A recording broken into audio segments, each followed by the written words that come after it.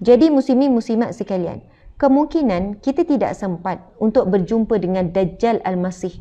Tetapi percayalah, sejak daripada zaman Nabi Muhammad SAW sehinggalah berlalu tahun demi tahun, sehingga 1443 tahun hijrah dah kita, sentiasa ada tentera Dajjal yang sedang menyiapkan kekuatan mereka untuk menyambut keluarnya Ad-Dajjal, Al-Masihud Dajjal. Subhanallah. Jadi sahabat-sahabat yang dirahmati Allah sekalian, antara kuncu-kuncu Dajjal yang kita tidak sedar, fitnah yang berlaku pada hari ini. Penipu-penipu, pendusta, orang-orang munafik, Yahudi, Nasrani, semua tu memanglah itu tentera mereka lah. Kan? Dan kita tahu hari ini dah ada dah kekuatan tentera yang disiapkan oleh Bani Israel, oleh Yahudi, untuk buat persiapan keluarnya yang mereka nantikan, iaitu Ad-Dajjal. Allahu Akbar. Dan hari ini belum keluar Dajjal pun, umat Islam sendiri dah banyak kalah dengan ujian, dah banyak kalah dengan fitnah. Fitnah COVID ataupun wabak COVID-19 ini satu ujian yang berat, satu fitnah yang berat, sahabat-sahabat sekalian. Ramai mana orang hilang akhlak mulia, mulut dah jadi maki hamun dan sebagainya. Ramai mana disebabkan terkurung di dalam rumah. Ini ujian, ini satu fitnah. Akhirnya terjebak dengan video-video yang tidak baik. Sebelum tu tak pernah tengok video lucah, jadi tengok sampai ketagih. Sebelum itu tak pernah buang masa tengok movie ke movie. Akhirnya sebab tak keluar daripada rumah, waktunya berlalu begitu saja. Berlaku kekasaran rumah tangga, keganasan rumah tangga, berlakunya penceraian dan sebagainya. Ingatkan bila duduk dalam rumah sama dengan anak, makin pulih hubungan kasih sayang dengan anak. Tapi tak, ibu ayah makin kuat marah anak sampai anak trauma, tak sabar nak pergi sekolah, tertekan duduk di rumah. Subhanallah, Allahu Akbar, macam-macam.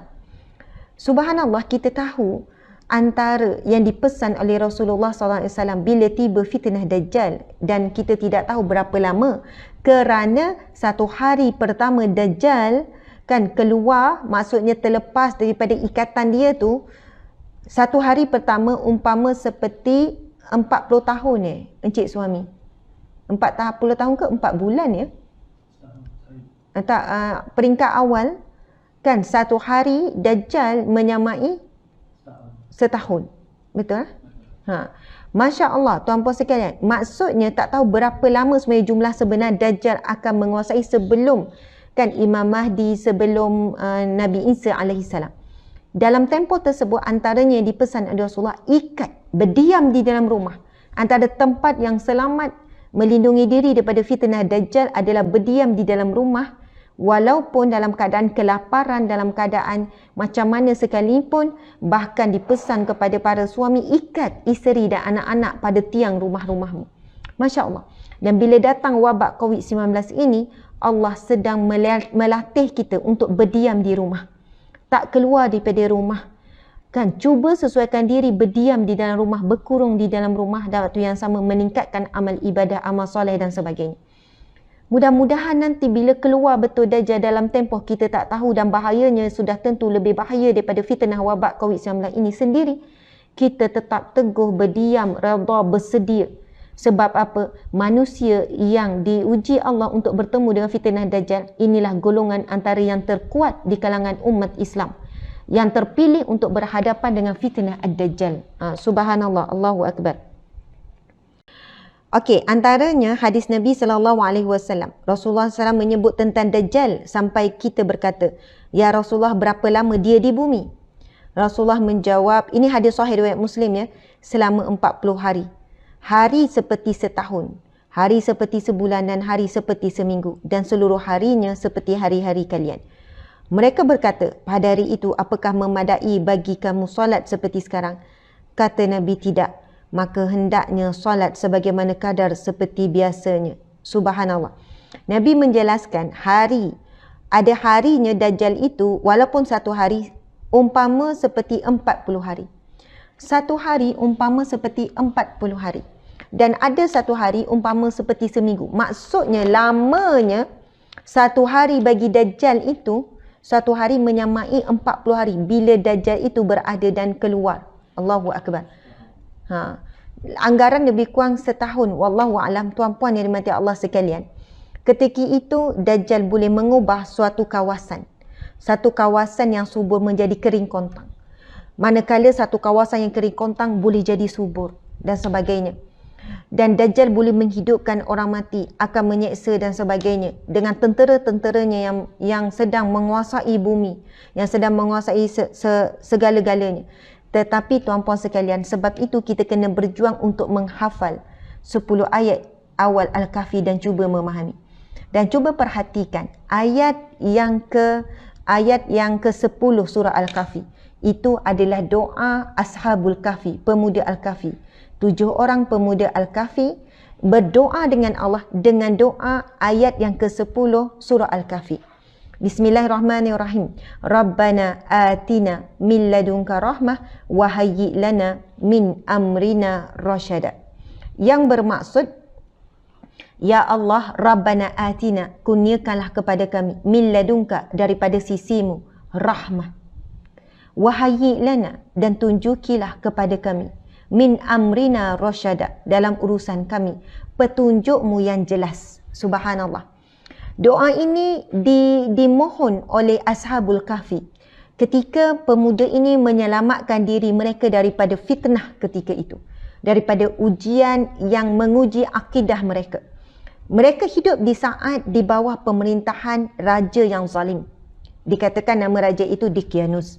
Seorang raja yang zalim yang memaksa rakyat dia untuk keluar daripada mengesakan Allah kepada menyembah selain daripada Allah.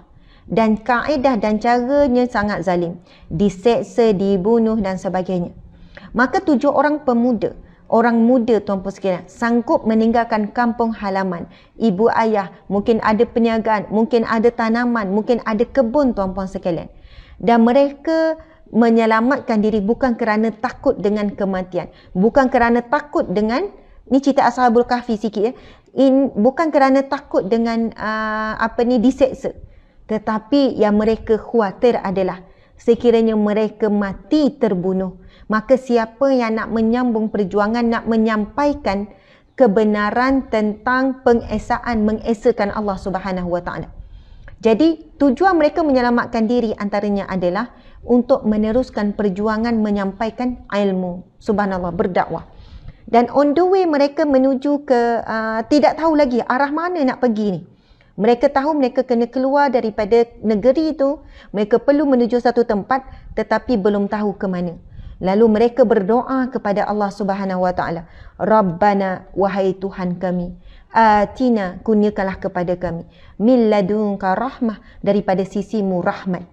Bila kita mohon rahmat daripada Allah, rahmat itu maksud dia sangat luas. Tak ada pun satu definisi rahmat ialah sekian-sekian. Rahmat itu boleh jadi datang dalam bentuk pertolongan Allah berupa rizki bila kita dalam keadaan kesempitan. Boleh jadi dalam bentuk kesihatan jika kita mohon ketika kita sedang sakit. Boleh jadi dalam keadaan yang mana Allah memuliakan dan meninggi dan membersihkan nama kita tatkala kita difitnah. Maksudnya rahmat ini luas, iaitu pertolongan Allah dalam apa juga keadaan yang kita lalui. Mereka minta rahmat Allah, belah kasihan Allah, pertolongan Allah. Wahayyi lana min amrina rasyada.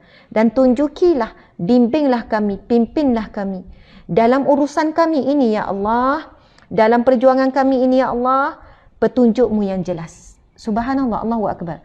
Jadi sebab itu tuan-puan sekalian, kalau hari-hari kita baca 10 ayat terawal Al-Kahfi, lepas ni 650 dah join sama, sebab kita akan mula Al-Fatihah dan 10 ayat terawal, kita terus minta dengan Allah supaya hari ini hidup kita dirahmati Allah, supaya hari ini hidup kita diberi petunjuk oleh Allah untuk apapun urusan kita. Masya Allah, buat keputusan yang tepat, buat tindakan yang tepat, kita akan bercakap benda yang tepat, kita akan ni, sebab apa? Hidup kita mendapat panduan daripada Allah Subhanahu Wa Taala.